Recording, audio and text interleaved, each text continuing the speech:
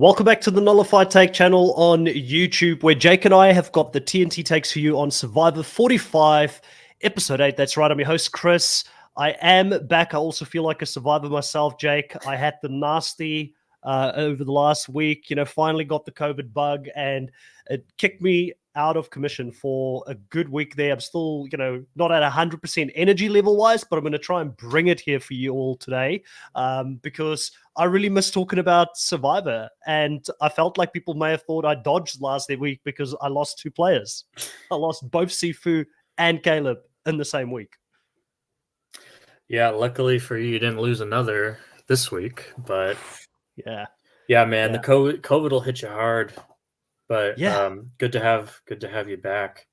Yeah, happy to be back. Happy to talk some Survivor with everybody. I already see a lot of the comments here in the live coming in. Yes, Scott, I am feeling better. Thank you so much. Danica, much appreciated. I am back.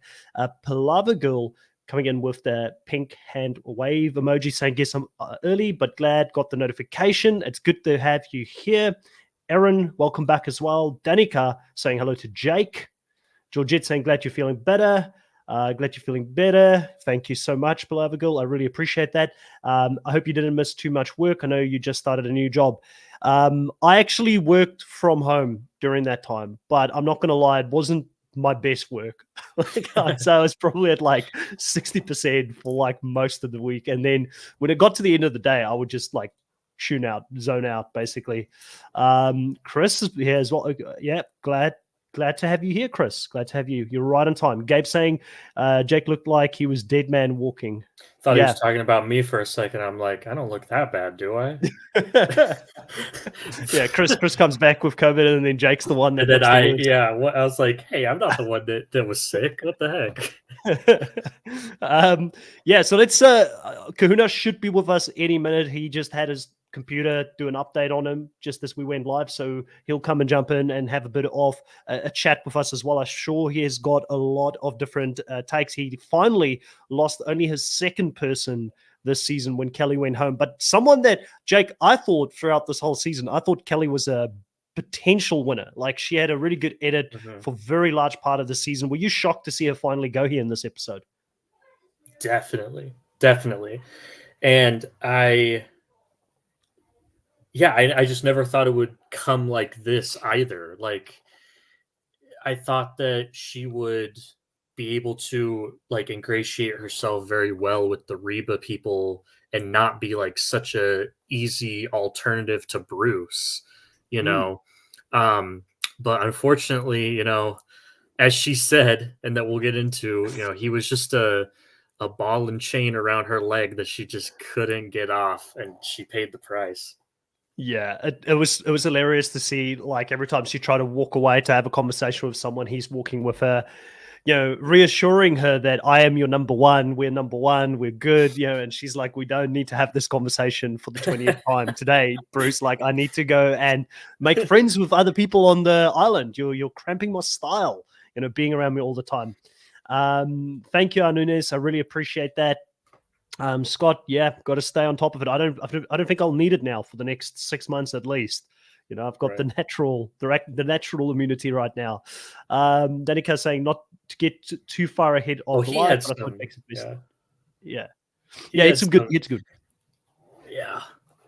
I think I like Jake even more after this episode. Yeah. He feels like a dead man walking though. Still, for sure. Out. For sure. But we'll see. We'll get your into hope is. Yeah. Your hope is fully on Emily. Like, Emily's got to bring it home for you this season. We'll get into it. I still think there could be a chance that Jake, survives a couple more tribals, but definitely besides Bruce is like the guy that is gonna, be getting some heat. Yeah, for sure.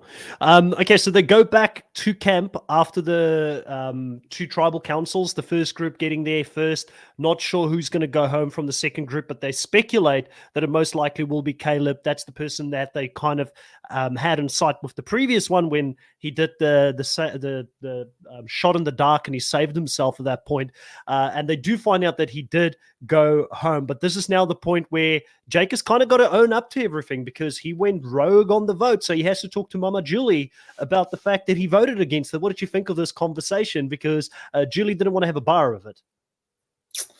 Yeah, I mean, Jake's just kind of going through the motions. You gotta have these conversations. You can't just not have them, just ignore them.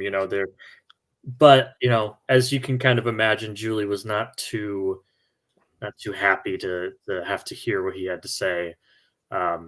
He said it wasn't personal, but in Survivor, it's hard to not take it that way.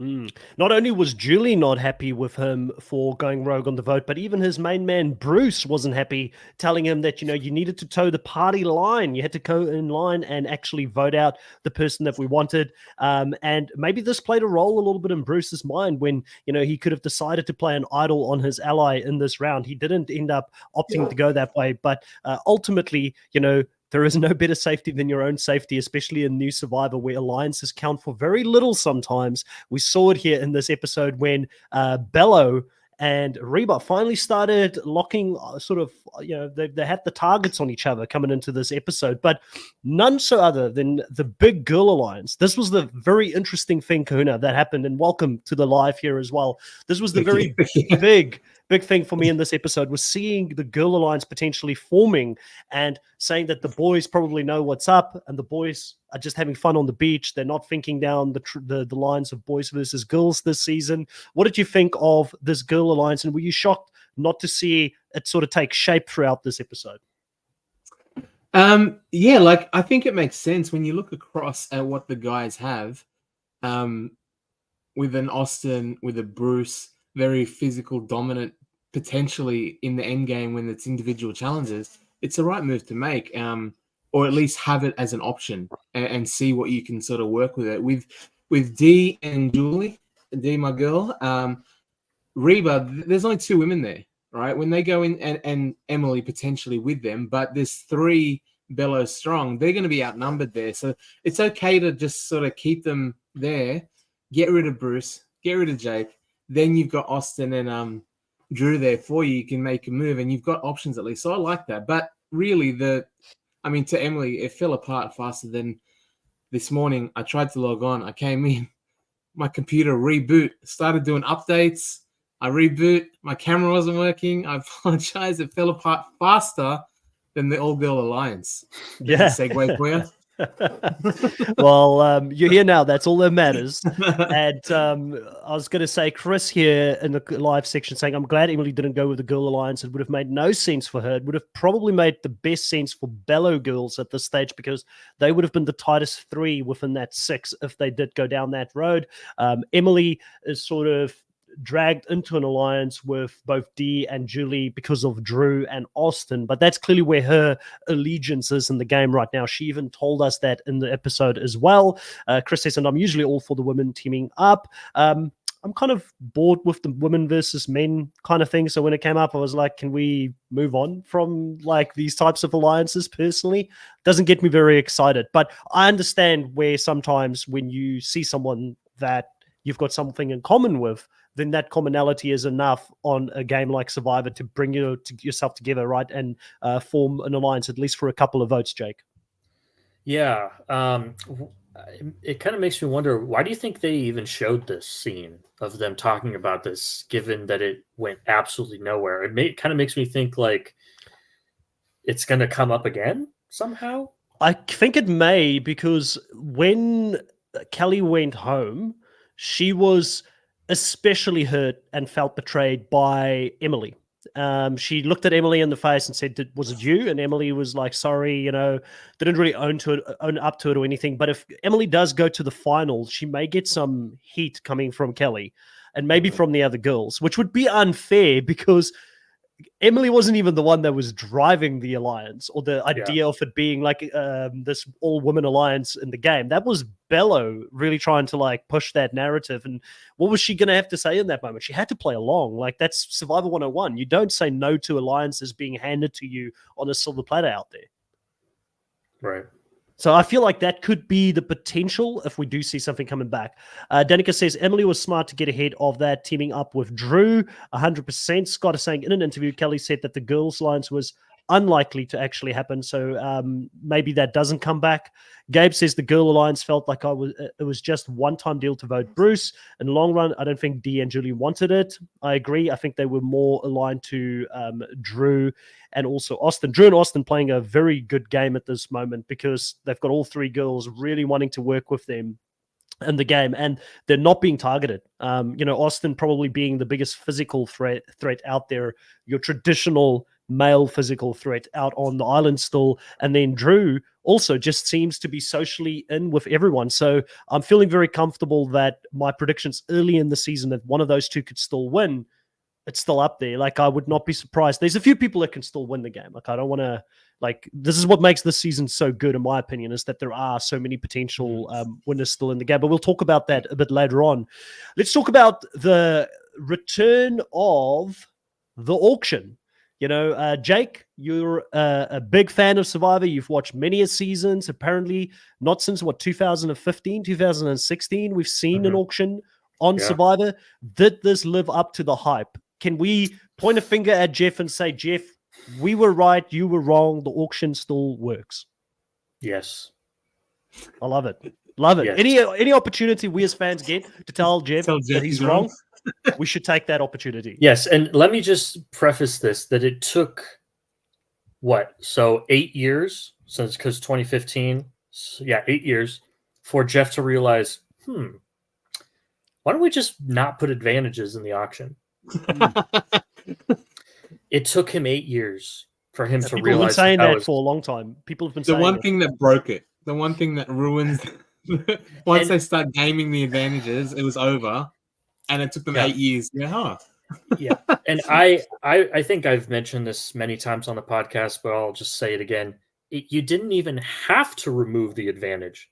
Just don't make it the last thing, or don't announce that it's an advantage, or hide it in the food. Like, I loved in Australian Survivor, they'll hide scrolls like in the jar of candy or something. Or I'm thinking of like in Redemption Island, the Boss and Rob had the cookies in the jar at one of the rewards. It wasn't at the auction, but it was at one of the rewards, and it was like a scroll that looked just like a cookie. They could have just done something like that.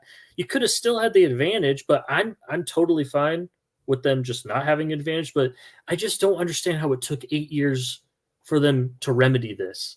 It was not that difficult. It was not that big of a change. Yeah, I mean, I'm just glad it's back, though. I'm saying I'm glad it's back. It was fun to see them all bid on food and get to enjoy, especially since we now know that in the new age of Survivor, food means that much more to them out there, because they literally are starving. They're not getting anything out there. And I agree with Chris. Love the idea of them running around right from the start to actually earn the money that they were going to bid with. And then there's different increments or different amounts of money in each one of those little bamboos that they had to go and get in the forest. All the different strategies being used, Bruce taking his time, Kahuna getting the shoes on, taking a leisurely stroll, looking for them as people are grabbing it right next to his face as he's out in the on the island looking for it. How did he find a freaking idol if he can't find these bamboos with the money in it, Kahuna? Hey man, he's got old man intuition apparently. Like he I don't know what he thought was going to happen. Because a lot of these young people, slow and steady wins a race. It's not like there's a finite amount there, apparently. Like, did he think it would be unlimited? Because these guys are like picking up 5 or 6. And Dee's even telling him, run, Bruce. Like, move, man. So he deserved what he got. When it was coming up to the auction, I can't believe great minds think alike, right? I want to just point out Cass's comment here, Cass Wash. Imagine an idol in the middle of the fish eyes. That's what I thought. As soon as you're like, hide it in there somewhere, Jake, I was like, there probably was. We don't know. Well, nobody would have known. I'm sorry. Yeah. That was like that's one of the first times, except for maybe like, you remember that like rotten fish thing they did on Marquesas or All Stars. Those are like the 2 times with these fish eyes where I've like gagged at what was on my screen. Like, why are they so big? Why are they so big? It like what fish is that? It's a dinosaur. What fish is that from? Is it from a shark? Like, oh my, yeah. It's so like gelatinous and chewy. It didn't look good. I think Austin hard, also. man. I think he underestimated like how Yeah. chewy that was going to be, because he only took one real like sort of bite at it, and he's like, "No, I'm done. Like, I'm not having. I'll take it with me, but I'm not eating it, Jeff." Like, so that was rough to watch. It was definitely not. Bruce should have gone for the eyes. If he threw his $80 at fish eyes, they would have let him have it, right? Yeah, he should have been like, can we negotiate? Like how Drew tried to negotiate after he won his auction with Jeff, and Jeff didn't want to know about it. Yeah. No. Yeah. I think it's so great. Like the auction worked out well. The running to get the money was amazing. Like just to watch again, like I said in a previous episode, I had like a national treasure kind of vibe stuff, like the way they're running around and trying to find things. I like that. And the fact that it ended up the way it did, with Bruce taking his time, having the least amount of money, and it turns out that might be advantageous in this game, because the person with the least one, and then boom, $80. Has anyone ever had like a bigger episode than Bruce? Like, because he ended up being the slowest out there trying to get the money, got the least money, then ended up getting penalized for having the most money by the end of the auction. And he went on, because he lost his vote, he went on to win the immunity challenge. Like, this was one of the heaviest character episodes we've ever seen for a person. And probably the most clutch win as well, because he really desperately needed that. And he gets to hold on to his idol for one round longer, which I don't know if he didn't win immunity, if he would have been smart enough or aware enough to play the idol in this round, which he would have needed to do. But going into the next round, now that his number one ally is taken out of the game, now he's definitely aware that the idol needs to be played at the next tribal council, that he is vulnerable. So I feel like there's a higher likelihood that this episode worked out perfectly for him in all possible scenarios. If you were gonna lose your vote, you want to lose your vote the one round that you're immune and that you win immunity. I was watching that play out, and I was like, I bet Chris is gonna say, man, big game mentality. Like Bruce really clutched it out. Like almost like not even intentional something, right? He didn't. I don't think he knew how in danger he was initially. Like that old man intuition, man. Yeah, that old man intuition. He just knew something he needed. But yeah, like huge turnout for Bruce, and he's guaranteed to at least 7 now to go from potentially like 9th out or 10th out, whatever it is, and then. Yeah, he's making it through the next one for sure. So that's huge. I couldn't believe it. I'm just saying, after this week, I've got like a sneaky $50 on Bruce to be the first 3-time player from seasons 41 onwards. I reckon he's coming back for another season, Jake. He's on season 47. There you go. See, I knew it. He's back. I would have said season 46, but they already revealed the cast. He's not on it. I wish he was, but man. Are there only 8 people left now? 9, I think. 9, sorry. Yeah. Okay, yeah, I got confused because you said he's guaranteed 7, and I was like, wait a sec, does he have 2? Yeah, no, there is, because but next there's 9 left, right? Yeah. So he'll get to 8 at least. Yeah. Yeah, Bruce may not have 2 idols, but you know who does? Is Austin now. Austin does, and we keep forgetting. We keep forgetting about it as well because he doesn't need it. Yeah, I know that, I don't usually do this, but I actually went on Reddit after the episode. Usually I wait until we do the podcast, but I was just curious what people were saying about the auction and stuff. I didn't see a single person mention that Austin now has 2 idols. I don't think a lot of people realize. And although it's weird, it actually expires at 6, but that's fine because he has another one. So as long as he plays his cards right, if he just makes it to final 6, boom, he's in fire. Yeah. Is that an advantage? He has a full as far as points go. And he's got the potential for third. Yeah, you're right. Yeah, Kelly's gone. That's why it just became the second idol. Yeah. Jay, Maya, and Kelly were the 2 with the amulets. So this has happened so fast.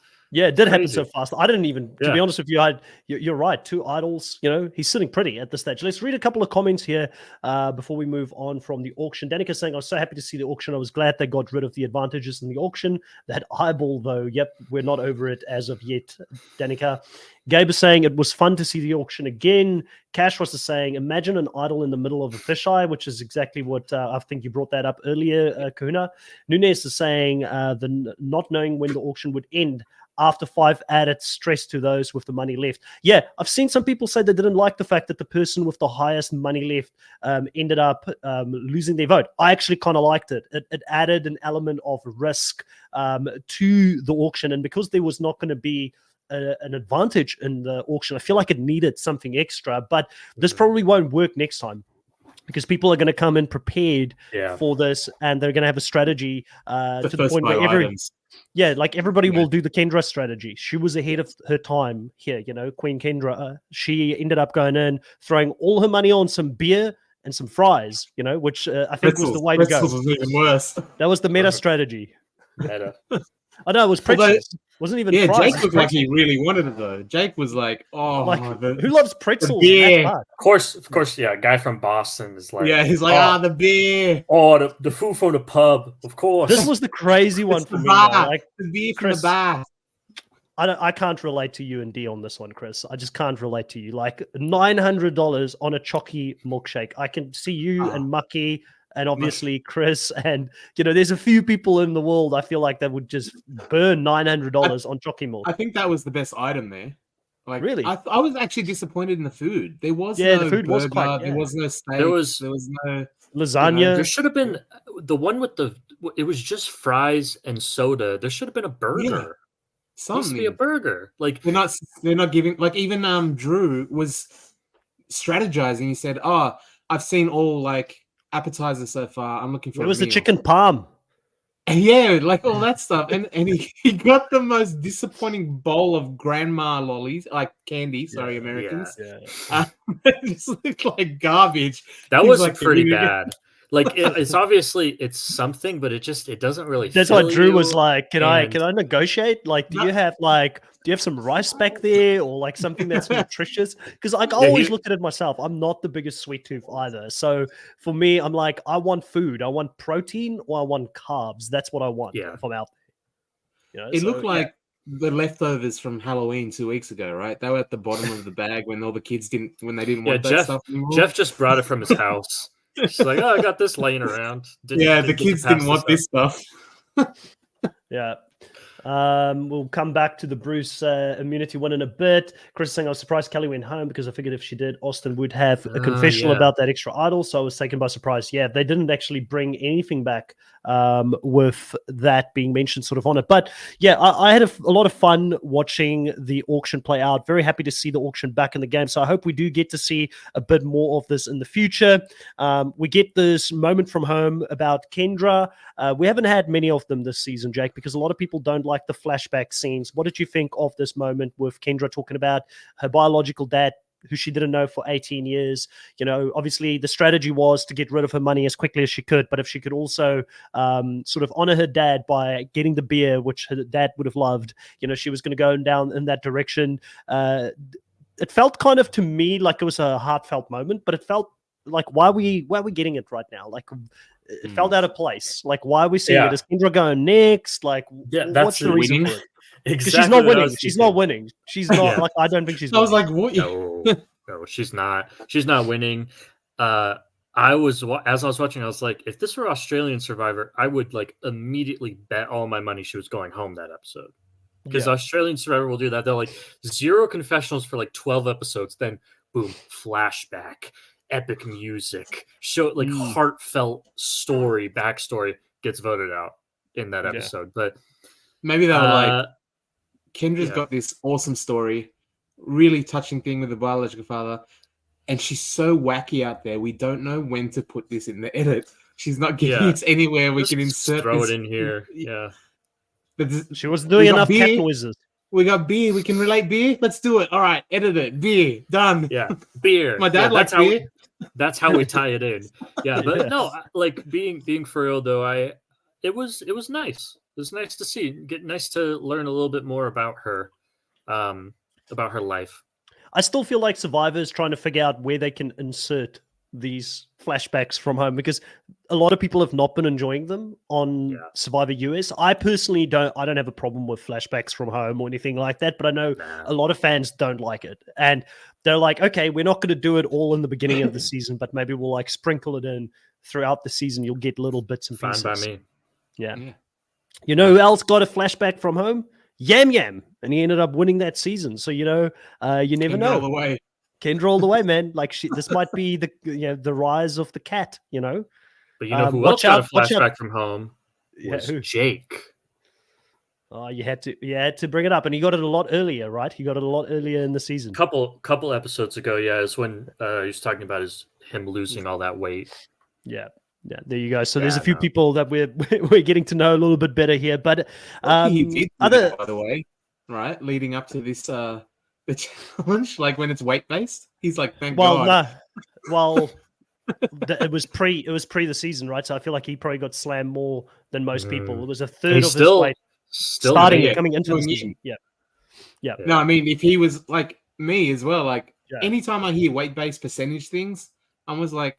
Because you have like a ratio of like weight to power. I think like D and someone maybe like Austin a little bit would be stronger than stronger than their weight would necessarily allow. You know what I mean? But once you go over a threshold, it's the other way around. Old man strength. It's old man strength, bro. You can't beat the old man strength out there. But before we go into the immunity, I did want to talk about one more thing that happened at camp prior to getting into the immunity.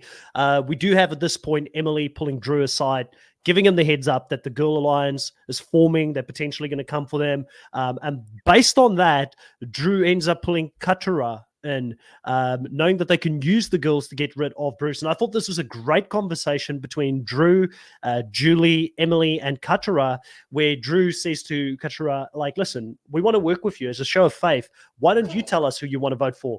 Knowing very well, Katura's only had one target this whole season. She's only wanted to go after Bruce. Like, she was not going to throw a random name out there. So he knew he was still in control of that conversation. And she comes up with Bruce, obviously, and finally feels like people are listening to her. So just masterclass. I got to give my boy Drew a little bit of a clap here. And I don't clap very often here on the podcast, but I've been so impressed by him, Jake. Like, Drew is a great player of this game. And I think that's why when we go to the strategy side of things, they give us a lot more Drew than Austin. But Austin is, he's the fun-loving guy. He's got all the advantages. But yeah, really enjoyed seeing this play out. Yeah, for sure. He's doing very well. I still maintain that, there could be a revolution against the Reba, and he might be the collateral damage in that, especially because I'm pretty sure Emily knows that it's Austin that has the That made me laugh as well. Chris saying it made me laugh out loud when they don't know. I dislike Bruce. Chat keeps stealing my. I'm like, I'm going to say this. They're going to like it. They're going to laugh. And chat keeps beating me to the punch, man. Yeah. Good job, Chris. Katura is, man. Like, I'm sorry. Like, if I were her, I'd be disappointed with how my Survivor game was playing out. Like, it's just like her entire game is just tunnel vision, completely revolved around this one man. I understand completely the way that he has treated her and some of the others. I'd be freaking annoyed by it too, and I'd want him out. But like, I just also feel bad for like, maybe she is giving more confessionals about other things. They're just focusing on this one thing. They're not showing it. They're not showing it. So I feel bad. I like to imagine it's just all Bruce all the time, and she's just solely focused. And the producer's like, "What are we gonna do with this? It's just Bruce all the time." Like, we should have started a drinking game at the beginning of the season. Every time Katura mentions this Bruce's name, we have to take a shot. It would be absolutely wasted by this point in the season. That'd be a good drinking game to do on a rewatch. On a rewatch for sure. Someone needs to do the Bruce count on all of her confessionals for sure. Let's have a look at what people are saying here. Scott saying, Tight Drew played that convo perfectly. Drew is the third most impressive under 25 player in the new era so far, in my opinion. Carson and Marianne. And he is in some great company if we can mention him in both Carson and Marianne's sort of space, because they both phenomenal players of the game as well. I'm a big fan of Drew, and I think what makes me an even bigger fan of Drew is the fact that I came in to the season low on him. I said, I love it. Like, I'll make the bold calls. I'll be like, Emily's annoying me. And then if Emily plays a great game, I'll give her credit. She's been playing a really good game. She's changed the game. Drew coming in, I said on the draft, we don't need so many of these nerdy archetypes on one season. Like, give me maybe one. But he's just so much more than that as a player, and he's really impressed me. So due to that, I'm loving it. He's my last pick for the season. So if he wins, I get to see a last pick player win the game, which is always fun, because that just proves to people we don't know the placement. We've got absolutely no idea. Coming into this episode, I still thought Kelly had a really good chance, right? And then she ends up getting sniped here in this episode. So yeah, love seeing it. Gabe saying Katura's edit continues to be hating Bruce. Yes, it does. Nunes is saying can't argument be made that the background home story has an influence or impact on the way they play the game. Yeah, I guess her relationship with her dad was one that she didn't really know until 18. She was hoping that Bruce would be the father figure, but yeah, like what are we doing? Like, are we stretching? Bruce is just not giving her that, the fatherly love that she's been seeking. Maybe Jeff is giving. Did you guys watch Jeff's Jimmy Fallon episode? No. He talks about how it's funny. He has all these players coming on the show that grew up watching it, and they tell him, you were kind of like a father figure for me, because either my father wasn't in the picture, or or wasn't a strong presence, and so I kind of look to you for that. And then he said that recently, he didn't name who, but I don't know who it might be. He said that one recent contestant said, "You're more like a grandfather figure to me." Wow. And Jeff was like, wow. Like, he was like that. He was like, that was he was saying how that was a crazy moment to him. Must have been Sammy. Most impressive 19-year-old to ever play the game, That's rough. He's 60 now, right? He's in his 60s. Yeah, he's getting on. 20-year-olds on there, Yeah, he's getting to that age now. Kiwi's good. He doesn't look the part though. Yeah. No, it's a lot, of Botox, I think. It's a lot of plastic surgery. A lot of work to not look like he's as old as he is. Yeah.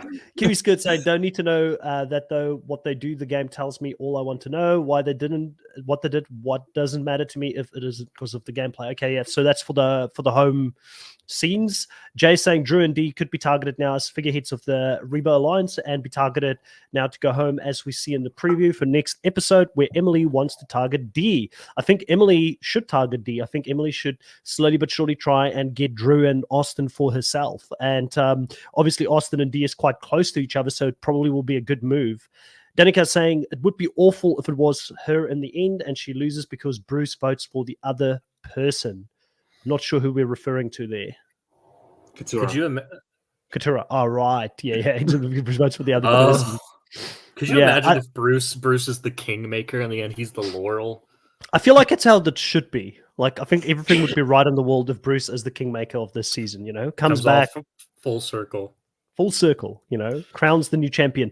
Kiwi Skid says it does have an effect on their gameplay. Yes, I don't care. Others may. Scott says I can't afford enough alcohol for that drinking game. None of us can. By the way, I just want to take credit for predicting the potential D and Austin showmans, as we see preview next ep where Emily talks to him about taking out D and says no, he likes her. They've been telling each other they love each other a lot this season. So I don't know how. Yes, they have. I've clearly been missing this. Wow. It's mainly been on the challenges, like after challenges, love you. Like those kind of words have been thrown around quite a bit. Like you've not been paying attention, Jake. I feel like if I was around this is why you don't get paid to do this podcast, because you're not paying attention. Wow. You get paid the big bucks, baby. I feel like if I was around D and those toes that like help her win challenges, I think it's involuntarily. You just say I love you. Like yeah. That was when he realized that he loved her, was when she. And remember, Dee felt like she was cheated on earlier in the season as well by Austin and them, because they didn't tell her about the immunity advantage from the start. Clearly, he's made up for that. He's made up for it. He's come back full circle. Good call was definitely Sammy. I can picture him saying that. Yeah, or Carson. Carson could probably say that as well. Yeah. Palaver is saying maybe unpopular, but Drew may expose himself once he gets rid of all the big players. He will be exposed and potentially be the last two in the jury. I have a feeling Drew could be like the Jesse of this season, someone that gets taken out at the end. Yeah, especially because he doesn't have the advantages. It's Austin. So at the very end, Austin could, kind of block him from using those. Yeah. Okay. What is this? Yeah, no phoning in sick. No phoning in sick. She's exposed your game plan coming into next week, so it's not going to work. I'm going on strike, demanding that you pay me a living wage. Talking about the strike. Did you guys hear that the strike's over? But apparently we're still getting 90-minute episodes for the next season. Good. Yeah, because they realized that it's working. Yeah, it's working exactly, and I mean. Even before the strike, I mean, all the shows that were kind of going into the time slot afterwards were not so good. Or even if they were, entertaining, they weren't doing well number-wise. So just keep it, man. It's doing well. Cash was saying, got to be careful with those love yous after challenges end up with another Billy situation. But Austin, the best Survivor moment ever for me. Austin doesn't look like Billy, so I think he'll be okay. Like I feel like he'll get away with it. Slightly better, like chances. Yeah. But she's saying it back, not just saying, Yeah, she's saying it back. Comforting. Yeah. Taku saying, can Jeff stop with the twist? We want straight votes. Yep. Yeah, I agree. Well, Jeff will never fully stop with the twist, though. It's Jeff loves it. Danica says, no, I was criticizing you, Chris, for picking on Jake. Good. I thought you were on my side, Danica. You were calling it out beforehand. You were like, no, Jake, you better not phone it sick because Chris called you out on your BS this week because you're not listening. You're not taking notes in the episodes, No, it's because you don't pay him. Slave labor over here on the exactly. I'm being forced to come on these podcasts. It's ridiculous. All right, let's talk about the immunity challenge. What did you guys think of Jeff's upgrade to his negotiations, Kahuna? Like Jeff wasn't messing around this time. He didn't want it to take the whole day. Yeah, that was brutal. And I was like, wow, he didn't wait long either. It's not like he gave them a little while to kind of, and then he's like, all right, nothing's happening here.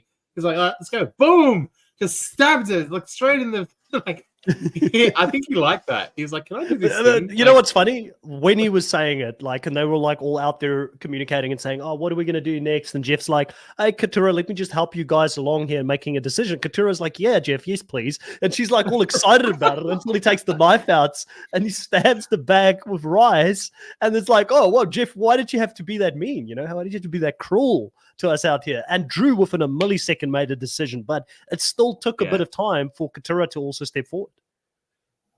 Yeah, it was cool though because, like, it added so much pressure, like, to them. Like, they're like, and you're seeing the rice slowly dripping away, and you know that that's your food until the end of the game. Like, it would have felt so. And then there's that pull between the people that genuinely think they need to be in it, either because they're in danger, or maybe someone like Austin stayed in it because he knows that he needs to keep immunity away from a Bruce.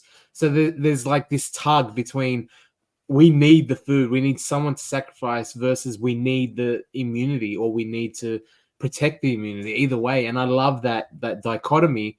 And Katura someone had to fall on the sword, otherwise they're going to starve even more than they already are. And we've seen that food is playing a big part in it, and just seeing it slowly drip away like sands through the hourglass. It was very sort of metaphorical. It was good. I like that. Yeah, it just the temperature just rose within the room when that happened, and you just could see everybody was like, "We need to make a decision now. We can't think about it." But hats off to the players who were bold, didn't want to move forward. The likes of a Bruce. He was always going to go for the immunity. Jake didn't step forward, knowing he's in a bit of trouble after the previous vote. Austin, I feel like, got the pass because they needed someone to champion for the alliance to try and take out Bruce. in the challenge. Obviously didn't work out too well, but in these specific immunity challenge, Julie's probably the one who impressed me the most. Like, she's the motherly figure. You'd expect her maternal instincts to kick in and try and get the rice for the team, maybe step off, but she said, no, I am going for this myself. I'm trying to get the immunity. And she hung in there pretty late. It was her and Bruce going head to head at the end game there to try and keep up this weighted bamboo poles that they had out there. And yeah, what a impressive showdown by everybody involved, and really showing here that, they're from a different generation, Jake. Like, is there something about the older generation that just, gives them that grit? Because both the oldest two people in the game beating out all the youngins. Yeah. No comment. You know what it is? As an older person myself, I'm getting up there and I'm feeling the age now. You know what I mean? Like, I'm like, oh yeah, I am in my 40s, and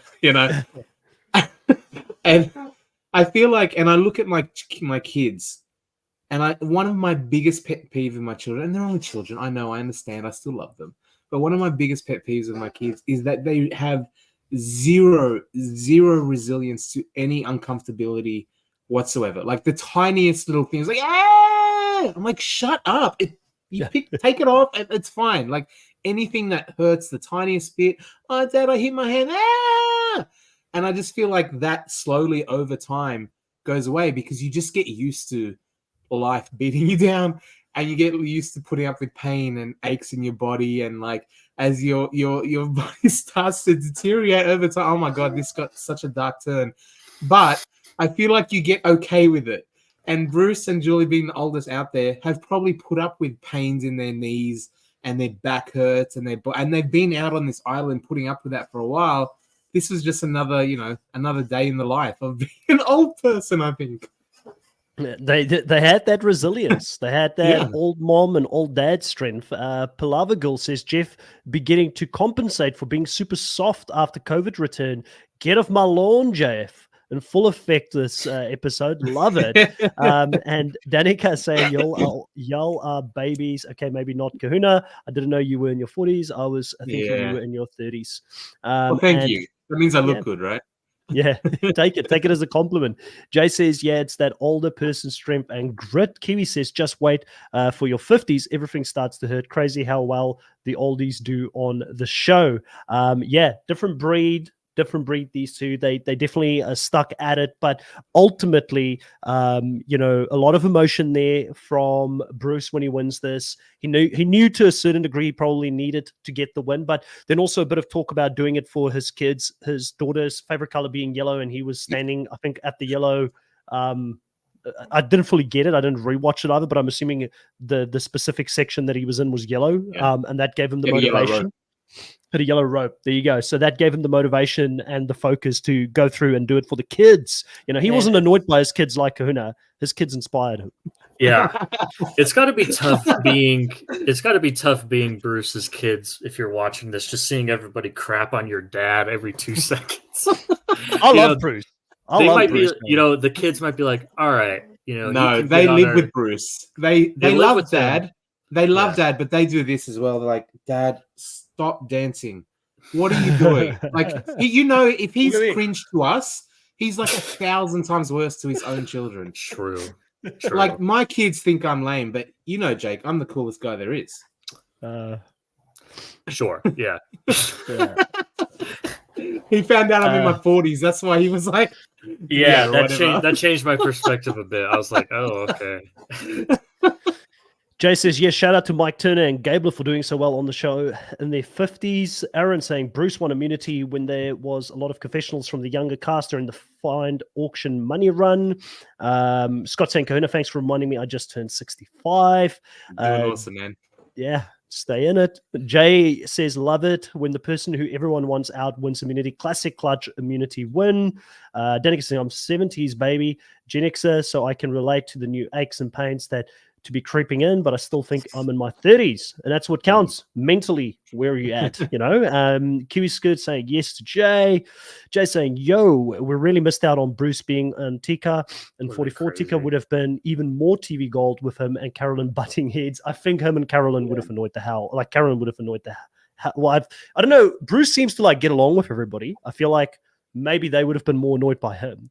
They And probably he doesn't always have they the would have awareness. clashed. They probably would have clashed on the show, but it seems like they get along pretty well off the show.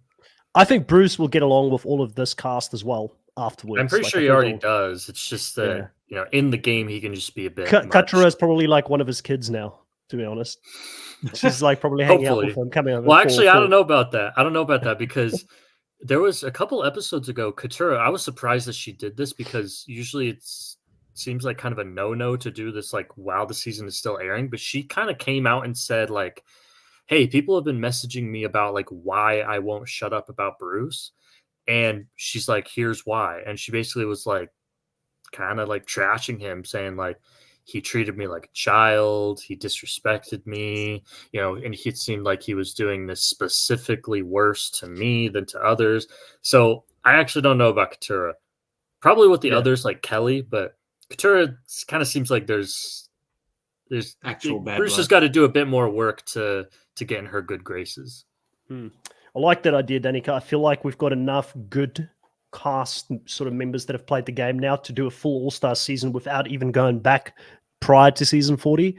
It kind of makes me happy and sad at the same time that there are good players from the later 30s that I don't know if we'll ever see them again because there's been so many good players now or fun players to watch since season 41 onwards. The players, the cast has never been the biggest issue that I've had with Survivor and the direction that it went in, more the format of the show and some of the laziness that have come with that. But yeah, it's been a fun season so far. The 90 minutes have definitely revived my passion for Survivor US this season, which is a good thing because I came into the season with my expectations not being that high, to be honest. So it's been fun to see it play out. But pre-tribal council, we now have Jake running around trying to find an idol very openly, blatantly. He knows he's in trouble. He doesn't fall for the trick that Emily and Kelly tries to pull on him by telling him not to play his shot in the dark, telling him that his vote is important. They should vote together. He clearly sees through the BS. Jake, you had a lot of thoughts about Jake, your namesake, and you mentioned that you wanted to talk about it a little bit. You feel like Jake still has an outsider's, a punter's shot at potentially winning this season. Oh, I don't know about winning. I think that he could last a few. He could last a couple more tribals because, you know, Drew's plan, you know, made a lot of sense. You know, hey, like we can keep Jake for another tribal in case we want to go after Bruce, so he can be, you know, collateral if Bruce plays his idol. You know, it's basically just like kicking the can down the road, which is actually kind of a good thing sometimes in Survivor.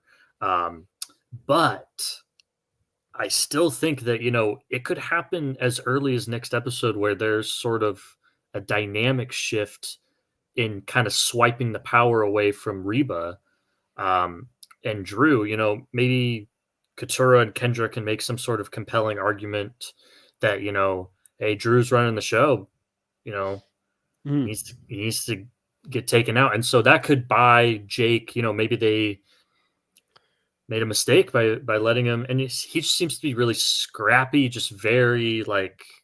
Do you think that this move would have shocked Katura enough to want to move her target away from Bruce, or do you think she's still going to be very Bruce focused after being betrayed? It's hard to say because she's just been so laser focused, but you know, ideally speaking, if she were to do what's in her best interest, I think that she would be like, okay, bite the bullet. Let's get Bruce into our alliance again. You know, let bygones be bygones. Team up with Jake and Kendra. Let us four. You know, they just need to. Then they only have to get one person. They have to get one person. I don't think they got that person. I just don't see the road at this moment. Well, Emily, you would think, but I think Emily is tight with the likes of Drew and Austin. Well, also, Bruce has got an idol. If they can kind of align with him again and say, no, we're not just going to go with Reba and do the safe vote and just let you go. You know, let's actually team up and work together and try to, you know, use your idol to benefit us all. I don't know. I'm just saying, I don't think Jake is completely dead in the water. No, because Jeff is going to bring in this twist that Scott's talking about to try and, you know, Jeff, he doesn't let good gameplay play out. He feels the need to get production involved in manipulating a vote, basically, so that there is aha and excitement. And I kind of forgot about this, Scott, and you kind of brought this back to my attention that next week three people will be losing their vote next week, puts it all up in the air. I don't like this. I don't like production interference, and this is what I look at this at. I look at it as production interference. It's why we don't see good gameplay play out anymore, because Jeff has lost the ability to let things just marinate out there on the island. Like, he doesn't want that. He wants to constantly rattle the cage, with them being the little hamsters on the hamster wheel inside, that he just rattles the cage. You know, I don't know. How does this sit with Why do you think it is, though? Like, what's the reasoning behind? Like, he thinks it's exciting. He thinks it's exciting, and it makes for captivating TV. It gives shock and aha moments on TV, that he feels like the audience in America needs to stay invested in the game. Like, he feels like the audience gets bored. Like, then again, this isn't in his mind. He thinks that the audience needs to be constantly needs to have this I don't know, smoke and mirrors and tricks being played every episode to keep them interested in tuning in. Now, I know that, you know, they plan all of this beforehand, but sometimes I wish that they would be like, kind of make mid-season adjustments and kind of read the room and see, like, it seems like they're doing plenty. We got players, that we don't need to do this. Like, come on, guys. How difficult would it be to just remove that twist? That seems like pretty easy. You just snap your fingers and it happens. Like, you know what I mean? Like, I understand, like, having a game plan. You put this in the agenda and you just expect it to happen. But this seems like to be one of those things. Just don't do it. You just don't need to. And I don't know. Like, we just came off a season. We just came off a season 44 where the final 9 was without any loss of votes from that point onwards, and they didn't get. We kept every week we came in and we applauded the fact that Jeff stopped interfering in the game after the merge last season. Prior to the merge, he was interfering a lot, and it's just, I don't know how he doesn't get it. I don't know how he doesn't have the ability to read the room. Like, what is going on? What's going on with this? This could so screw either side. Like, let's say Drew goes home, like, from this. You know, we mentioned about Drew potentially going home, and he's been playing one of the best games. Like, he's been playing one of the top 3 games this season in my mind. And you see a top player go, and then Jeff would look at this and say, "Oh wow, what exciting, amazing TV that we had this guy that was at the top, thought he was untouchable, go home because of a random thing that I threw into the game to mix it up a little bit." You know, I don't enjoy that. I don't find it's the thing that deflates me. I have a theory. Edit. I wonder, the small tribe, 3 tribes, six person tribe thing, even when they go to a big tribe, they still split it down the middle and go, you're 2 separate teams. Again, small tribes. When there's 9 votes this week, they're going to get rid of 3, because in the edit, in the final tribal, you can get 6 people, much easier to wrangle as far as the storylines and the edit, rather than 9 or 10 people. They can cut people out. Then you've only got 6 people to focus on for their vote confessionals, their story confessionals, all that sort of thing. And you take people out of the equation. You're just working with a much smaller pool. Theory. I don't know. Don't like it. Still don't like it. It's not needed. Yeah. Man. It's not needed. It's not needed. Why are we messing with a format that's doing bad? This could totally screw either side. Well, most likely screw Drew and the Reba 4. Most likely just based on the odds, but it could also, you know, stifle any sort of. It could. I mean, it could, because if what I just said happens, which it might not, probably won't. You know, Katura, Bruce, Jake, Kendra, they all band together and somehow convince one of them, maybe Emily, maybe Dee or Julie or someone. But if one of them loses their vote, or 3 of them or 2 of them, it's over. You know, the plan just got screwed. But like I said earlier, probably going to screw Drew. At this point, I'm going to bet on that Drew is going home next episode because of this twist. Yeah, I'm actually convinced now. I'm going to be filthy about it because it's just going to be so annoying that he's played a good game. And that's the way that he goes. really, really lame. Really lame. All right, let's just finish off the episode here. We do end up going to Tribal Council. Jake has a couple of moments there at Tribal Council where he really struggles to get his words out, and I was worried like he was having some sort of a stroke again or something was happening with him with his health. Like, it still worries me, the fact that we saw him pass out twice prior to the merge, and now he's struggling to put words together. Like, it was strange. That storyline has gotta resolve somehow. Yeah, I feel like it has. I wonder if it was intentional. I'm so tired. I'm so out of it. I don't know what I'm saying. And then later on, look, if I pull out a idol, you know, he's laying the foundation and putting it on thick so that when he drops my idol in my pocket, people are like, was that a slip? Did he make a mistake? I don't know. Like when I saw that, I was like, oh, I remember sitting going, is this guy a lawyer? What? Like, he's in front of a judge going, so judge, and then he just keeps losing train of thought in the middle of a trial. Yeah. Personally, I think that when he was like trying to make his pitch, I think it was just like fatigue, acting in theater. He does. That's true. Yeah, I thought he was tired as well, but maybe, like, listen, if he comes back in the next episode and talks about the strategy that he had going in and how he just outclassed them, I'll give him all the credit in the world. But prior to that, I assume and think that he's tired and he struggled over his words. But him struggling over his words ended up. The My Idol was very smart. Yeah, that was intentional. That was 1,000% intentional. You don't just not related to the start. You reckon? Yeah. Okay. No. But he was. I just think it was wicked smart. He's wicked smart. My boy's wicked smart. Dude, but he was so entertaining, that tribal, when they were reading the votes. Oh my gosh. Yeah. Welcome to the live, Sarah. Entertaining the whole way through. Like, even in the challenge and everything, like he was the entertaining one. I'm kind of digging Jake at the moment. Yeah. Dude, same. I knew he would be entertaining, but I'm actually rooting for him at this point. I'm rooting for him. I guess I'm just always kind of rooting for you've got Jake, on the bottom, but he's got the dog for sure. Who's your person at this point in the game that you're rooting for?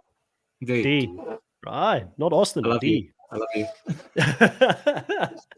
I've got Drew, man. I reckon Drew's my boy at the moment in the game. I'm really enjoying him, but that's why I'm so fearful for next week, because I probably gave him the kiss of death, just by mentioning that going into the round where they're losing 3 votes. Potentially someone like Drew could be at risk because he doesn't have any advantages to save him in the game at this stage, where Austin is in a pretty good position. But yeah, overall, Kelly seemed really hurt by this vote. She it felt like she was really betrayed, really didn't feel good about it. She felt some kind of way towards the people who turned their back on her, even though she said she should have trusted her intuition and probably should have done something to counter the fact that she was in trouble with Bruce. How do you feel, Kahuna, seeing one of your 3 ladies that you picked, all from the Bello tribe, go home here, and somebody we potentially thought could win the game? Yeah, I was devastated. I really appreciated, as well as last week, we didn't get to talk about it, but Caleb was so devastated to lose, and like he was so upset, and then Kelly again. And I just love the fact that at this stage of the game, that was the best. That's why one of the reasons why he was like, whoa! Sorry, whoa. Like, a very somber, serious whoa. That was I love when he was sitting there and he was like, oh, we're playing Survivor now. We're playing Survivor. That was funny. Like, when the votes started rolling in for Kelly, I thought it was hilarious how after the first Kelly vote, just everybody knew, oh, it's her. Like, it's happening. And Jake immediately was like, oh, we're playing Survivor. Oh, okay. All right. I'm getting a front row seat to how Survivor is played. Like a masterclass is being put on for me to have a bit of a witness, I appreciate that. Yeah, Kelly was so hurt, so upset, obviously cared. And there's a contrast to the start of the season with quitters, like actually at Tribal. And then we get back-to-back episodes now of people like absolutely crushed that they've gone out of the game. To have that transition from people voluntarily leaving to having a Caleb and a Kelly look like they've just lost their world, and Jake, was really cool to see. and Jake, fighting like hell Fighting. to stay in the game, when he was convinced that he was the one going, it's a very stark contrast to the beginning of the season. It's just, they got to do, it seems like they've already acknowledged, like, we got to do better on kind of, not casting these types of people. I heard that they're annoyed at Adam now because some of these quitters were people that Adam got onto the show, so they're really annoyed at Adam for teaching them how to make it past the casting process. And I'm like, well, change your I don't process. think that's true. It's I not think him. it was Sean. It was Sean and Hannah. Brandon, I think, But was he didn't one quit. of the. He didn't quit. He was thinking of quitting. He didn't quit. You're right. He sucked, But he though. didn't. And then he was pretty. He was pretty. He did suck. But Who knows? He sucked. he did.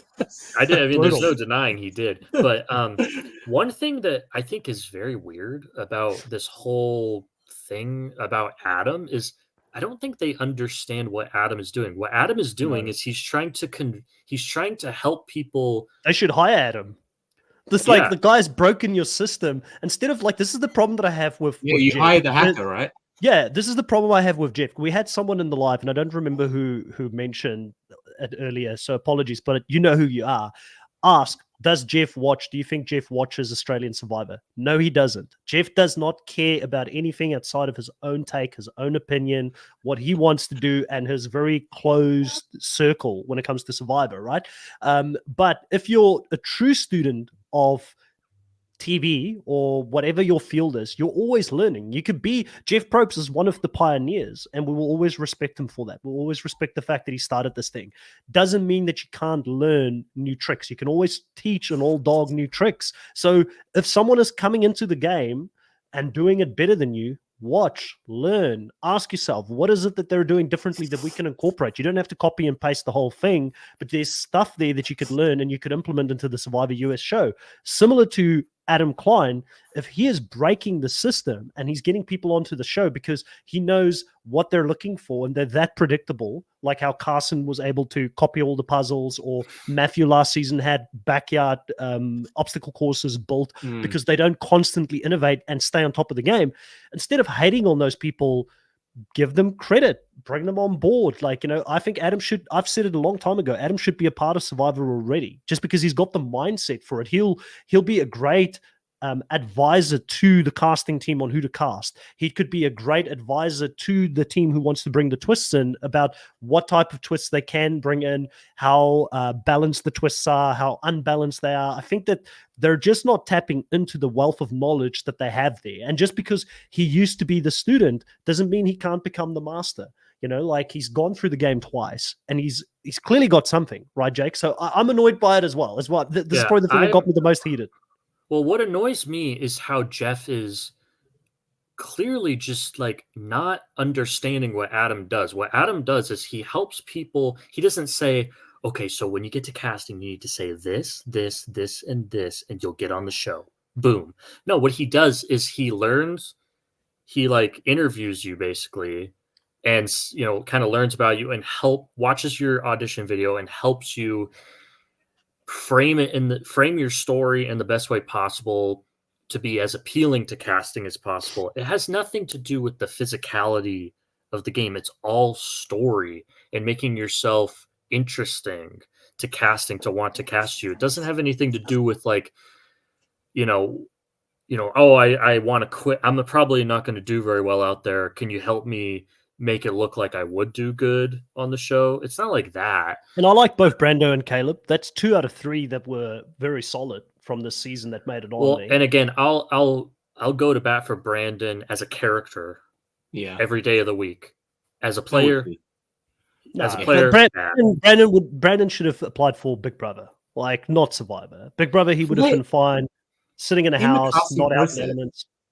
Do they do any physical stuff at all? No, I don't think so. I definitely don't think so. That'd be interesting. Because no, they don't. Just to see minimum base level capability, Yeah. No, I don't think they do. They should have how you go for the NBA and you've got the trials and you got to jump a certain combine. Do a combine before you get on Record there. it. Televise it. Yeah.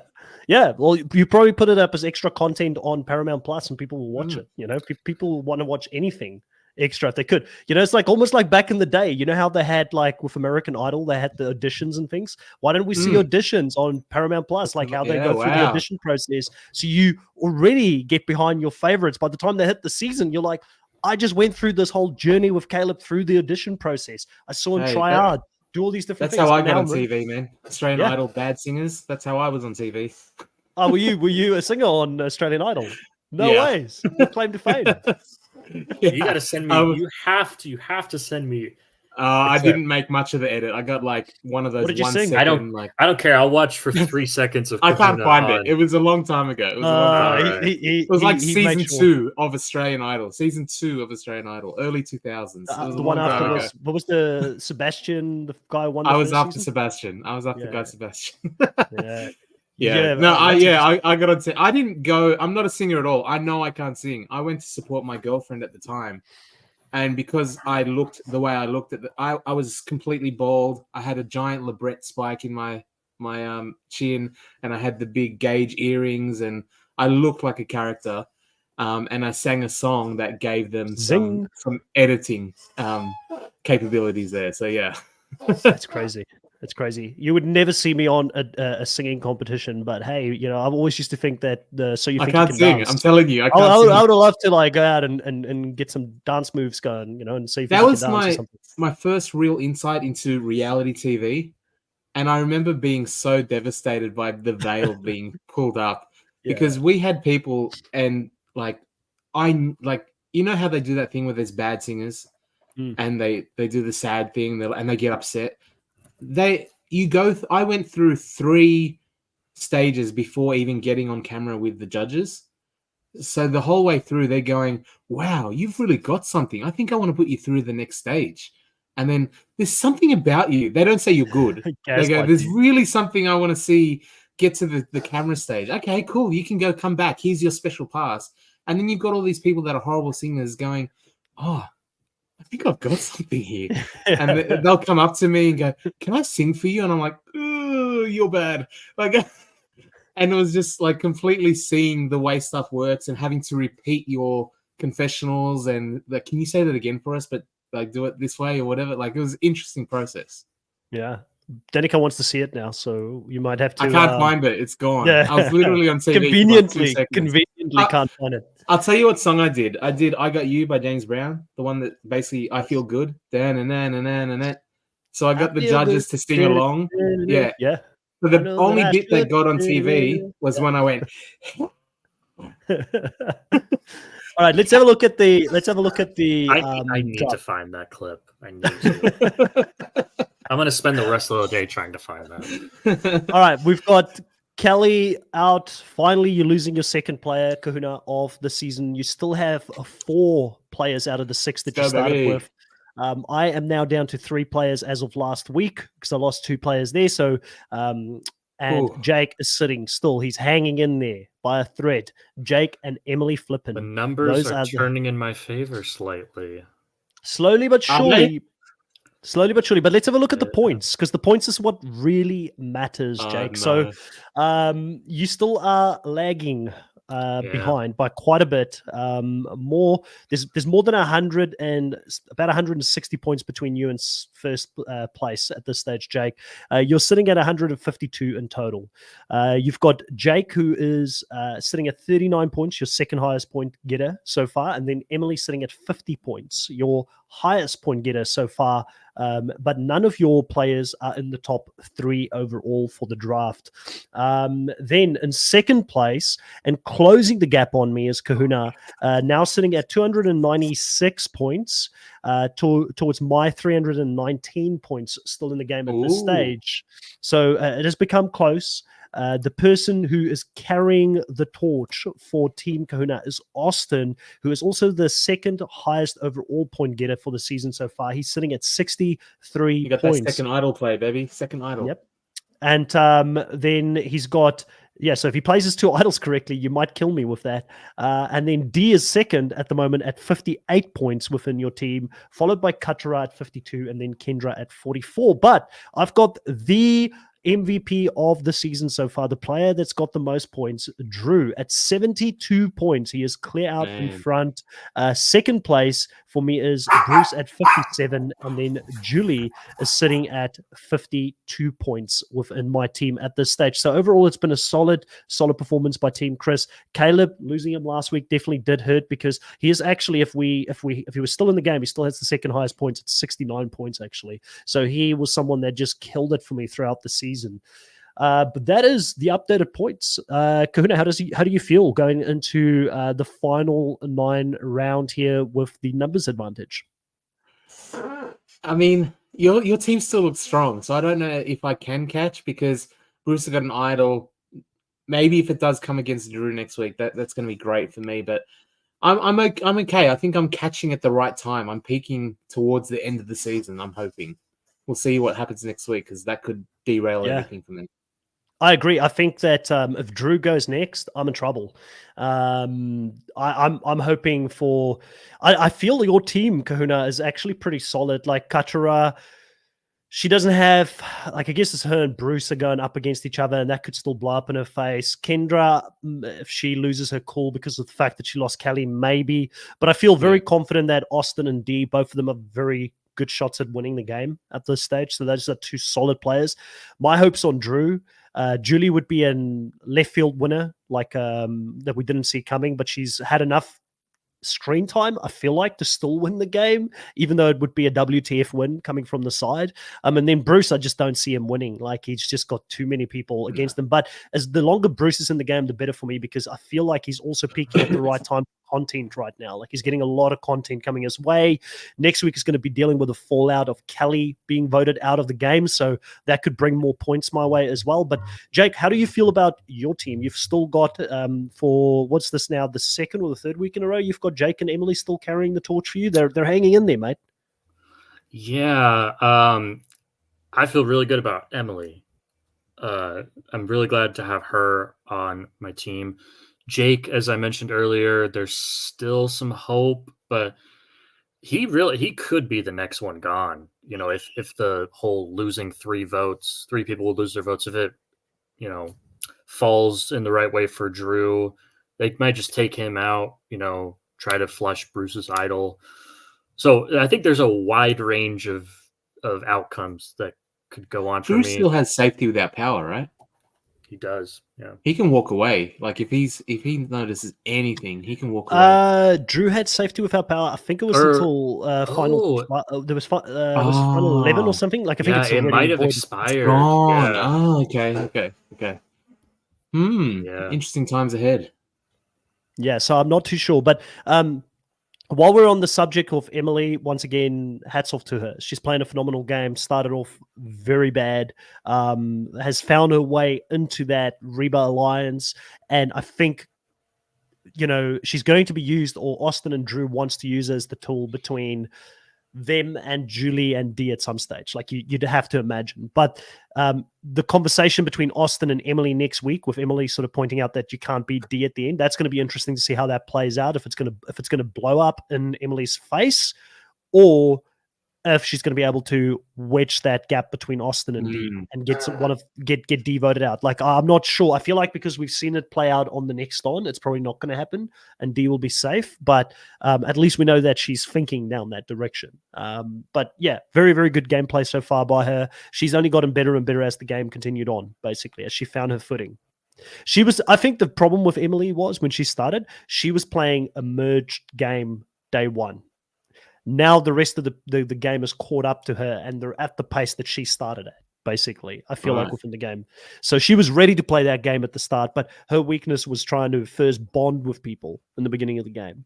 And then when she got saved a couple of times, or by Caleb sort of extending an olive branch early on, she has now had the opportunity to run with the game and doing extremely well. Let's have a look at what people are saying here in the live before we start closing it off. Danica saying, Jake, you can hold on. Emily is sitting okay for right now. Palava Girl says, does panel believe Emily can sustain her upward mobility by always washing away her temp allies? I feel as though she still thinks everyone is an ally till not. I feel like Emily is actually more loyal than what people give her credit to. Like, she was very loyal to Caleb up to the point where she was like, there's just nothing I can do for Caleb. And she's now found that loyalty with Drew and Austin. I feel like she'll play with Drew and Austin as deep as she can in the game. So I think she's doing a good job, but it's going to be a real test now for her with Austin to see if Austin actually, he could burn her at this stage, because she's trying to get D and Austin to turn against each other. That could be something that could blow up in her face, potentially. Dolores, welcome to the live. It's good to have you here, all the way from Melbourne, Florida. Danica saying Emily dancing during the auction brought out her personality points. That's for sure. I enjoyed seeing that as well. Gabe saying Kahuna might beat Chris. I think Yeah, a high likelihood. High likelihood. He might be the back-to-back champ. Get 2 wins in a row. He's doing extremely well. Caleb 69. Dolores saying, I cannot believe I'm liking Emily more and more. Not what I would have said episode 1. Yeah, with you on that, Dolores. Danica saying they're wrapping up. I never got the alert that it went live.